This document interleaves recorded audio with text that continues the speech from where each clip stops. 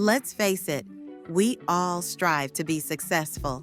If you're watching this and you consider yourself a go-getter, always hustling and building your business or side gig, then you're not alone. In 2020, more and more people started their own online companies. Entrepreneurs started sprouting on all corners of the world, and more people accepted that working from home is the new norm. While grinding is good, resting is equally as important. Have you felt burnt out, stressed out, overworked, depleted of energy and motivation? Then this article is for you. Burnout can result in a number of factors. One of them is the feeling of overworking oneself to the point of exhaustion. Why is it that most people who desire to become successful burn out the quickest? The one skill that is taught at a prominent university in North Carolina, High Point University, is time management. Time management is, in effect, the core foundation of living a successful life. So many of us entrepreneurs get hyped when starting a new business venture or career path. But somewhere along the way, we end up running ourselves ragged, dragging ourselves out of bed instead of hopping out with a spring in our step. It's like we drank a whole case of Red Bull to get that high energy, only to crash for days on end. As a result, we get irritated, frustrated, depressed, and anxious. All the negative feelings we deflected before suddenly rushes in, like a terrible gust of hurricane-like wind. One of the main root causes of burnout is a lack of time management. You know that calendar that you have on your phone and computer? Well, did you know that that is the .1 tool successful entrepreneurs use on a daily basis? In his devotional series, Developing the Leader Within You 2.0, John C. Maxwell states that he doesn't fill his calendar to the brim with just business. He also blocks out what he calls white space. That is, space for himself to recharge after a long morning filled with appointments and tasks. He quotes Psalm 90:17. May the favor of the Lord our God rest on us. Establish the work of our hands for us. Yes, establish the work of our hands. Another critical verse which backs his point up is Proverbs 23:4. Do not wear yourself out to get rich. Do not trust in your own cleverness. But Tiny, my boss runs me ragged all day, every day. He has control of my schedule. Let's stop right there. Does he? When you first signed up for the job, you knew what you were getting yourself into as soon as you signed the contract. Yet you feel as though it's the boss's fault for overworking you?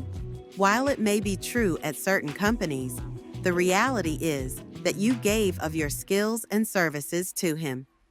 Kenneth M. Wales' Success Secrets from the Bible devotional speaks about this in a more detailed manner. Minding your own business simply means that you look at your life as a business. You don't look at yourself as a worker or an employee, but as someone offering services for which you get paid. You see your employer as your client. Let that sink in. It's a true statement, no matter how much you, or I, try to buck against it. Once one signs a contract to work at a company, one essentially offers their skills to help build that company up. In short, the company needs your services and what you have to offer. They need someone whom they can trust with their company's assets. They need you, and if they added work for you, it's because they trust you. Otherwise, they would not give you more work if they did not trust you. Don't quote me on this. It's clearly written in the Bible. Whoever can be trusted with very little can also be trusted with much, and whoever is dishonest with very little will also be dishonest with much. So, if you have not been trustworthy in handling worldly wealth, who will trust you with true riches? And if you have not been trustworthy with someone else's property, who will give you property of your own? Luke 16:10-12. So, if this is true, what does this have to do with taking ownership and time management? Simply put, everything. If you have felt burned out, tell your client, your boss, that you need some time away from the office, and don't feel guilty in asking for time off. Today's society wants to put shame and guilt on those who ask for a vacation or time off. Don't buy into that harmful lie. Society is raising up a new wave of slaves. No, not slaves from the 1800s. We are talking about people who are slaves to the office, slaves to a cubicle, because they were not taught to stand up for their mental and physical health. Slaves who were not taught proper time management skills. Wales and Maxwell's point is that you take ownership of that Google Calendar or iCalendar. Block time out for self-care.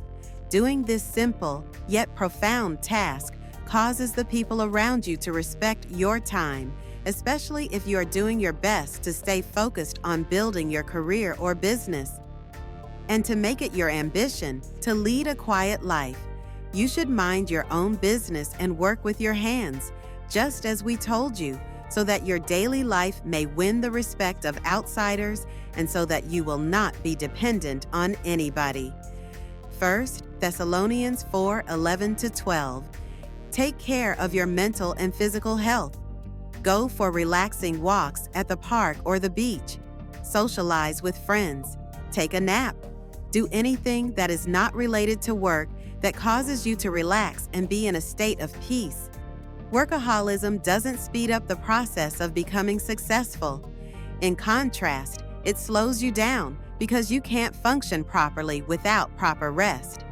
Take ownership of your time. Use that calendar to your advantage. Block out white space to work on you, and tread slowly and carefully on this path of entrepreneurship.